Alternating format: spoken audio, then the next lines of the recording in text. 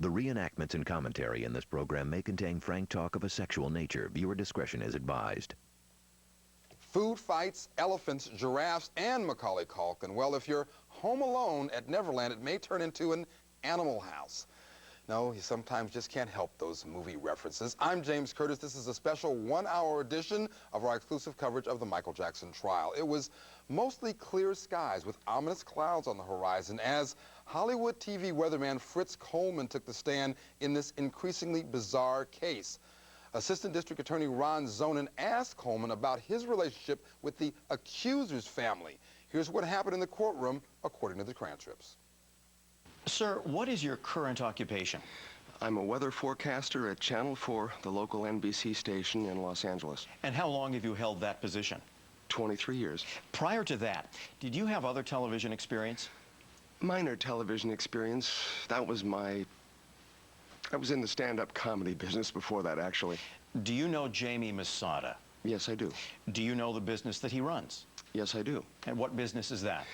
Owner of the Laugh Factory, a comedy club in Hollywood. And tell us what the Laugh Factory is. What do they do? The Laugh Factory is a comedy nightclub that has 1 to 2 shows per night every week, where a cavalcade of 5 to 6 comedians perform every night. Have you ever performed there? Yes, I have. Do they have a camp, a summer camp, that they run out of the Laugh Factory? Yes, they do. Have you ever worked with that summer camp with the children who go there?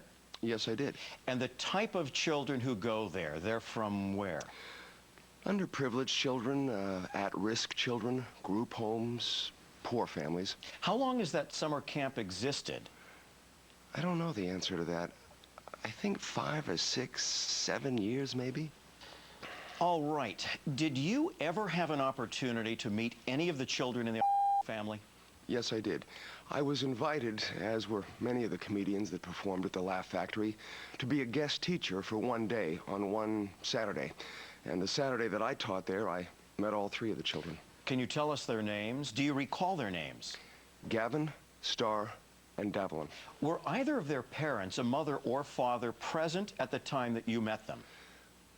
The mother came to pick them up at the end of the day. That was my brief encounter with her. And do you remember her name? I don't know, I'm sorry to say. And did the children perform during that day? Yes, they did. Did you work with them during that day? Yes, I did. And how did you find them at that time? I found them personable and polite and charismatic. And do you remember how long ago that was? I would say 1999. At some time, did you learn that one of the 3 children became afflicted with cancer? Yes. Do you recall when that was, the year that it was? I think it was 2000, because after my tenure as the teacher there, I lost touch with the family until a group of people just sort of began to discuss that Gavin was in Kaiser with cancer. Well, this weatherman certainly knows that it rarely snows in L.A., but he still takes the opportunity to play Santa Claus. All right. At some point in time, did you have an occasion to visit their home, the family home? Yes, I did. Once, the Christmas after the summer when I was the instructor there.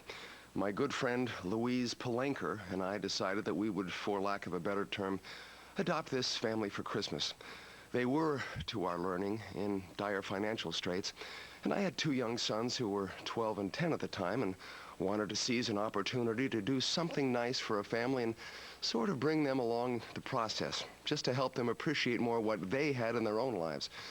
So my friend Louise and I went to Best Buy and bought several $100s worth of Christmas gifts, video game equipment, movies, and wrapped them.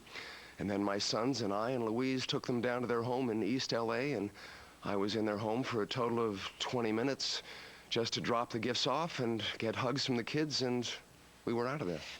Did anybody from the family solicit those gifts? No. Did they ask you in advance? No. Did you, in fact, go to their house and go into their apartment? Yes, I did. Do you have a recollection of what the apartment looked like? Yes, it was very small, very clean, and I remember that the room was partitioned with sheets because there were, with 3 children and the 2 adults, 5 people living in a very small space. I was just stricken with how small it was. And the small space you're describing, was it more than 1 room? I didn't take a tour of the home. It seemed like it was one room. Again, partitioned by these sheets that they had set up to sort of divide the areas of the room. When you were there, did you have any conversation with any of the members of the family? Yes, the people who were there. I'm not actually sure if the father was there, but I remember the mother being there and the 3 children, and it was really a very brief encounter for 15 to 20 minutes. Would you describe the mother's reaction to your bringing the gifts? Very thankful. The children, very thankful. I got the feeling that this might have been the only Christmas they were going to have. It just seemed like it was the right thing to do. And perhaps it was. It saved Christmas for them. Well, that was my feeling. They never expressed that, but it was my feeling. Come on, are you kidding me?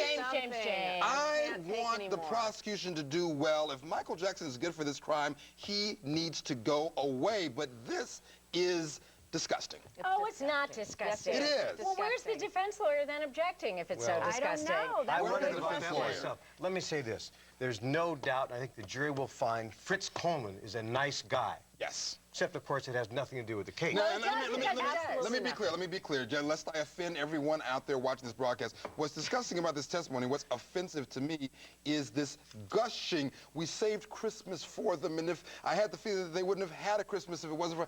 Come on. Well, first come of all, on. let me say this. In the times that I have met Fritz Coleman, I have really liked him. He is this I'm kind of sure a guy. he's a wonderful This was a man. meaningful thing to him. This is a meaningful experience, his relationship with his family, living in this one room where he does bring them Christmas. The reason it's relevant is because Tom Mesereau and his defense are trying to show this family out to be grifters. What Fritz Coleman shows for the prosecution is that he volunteered all of this. Nobody asked him Absolutely, for Sean. They this. didn't grift Fritz Coleman. That's all that That's means. exactly That's all that right. happened. Or did they? Or did Well, they? yes, Suddenly in the defense some come back ways and they say, did. hey, they just got you. They brought you in. Currently the best if the Oh, defense please, is right. the kid is no. dying of Well, cancer at I that point. understand that, but Ricky, and I'm just saying, as a point of defense tactic, wouldn't it be, Howard, the useful point to try to make, and we're going to see what happens on the cross, to say, look, the best con is one where you don't even know you've been conned. Well, Right. the best tactic would have been to object to this testimony. I don't think it has any relevance. I really don't, except to show that Fritz has a big heart. Then why didn't Tom Mesereau, defense attorney extraordinaire, get on his feet? Well, next, Coleman paints a sad and sympathetic picture of the accuser's family situation. All right. When was the next time that you had an opportunity to visit with any member of the family? Do you recall? Having learned that Gavin had cancer, I don't remember which of the siblings was at the hospital, but the next time I saw him was he and his dad at the hospital. What was Gavin's condition at the time you saw him? Very ill. How did he appear to you?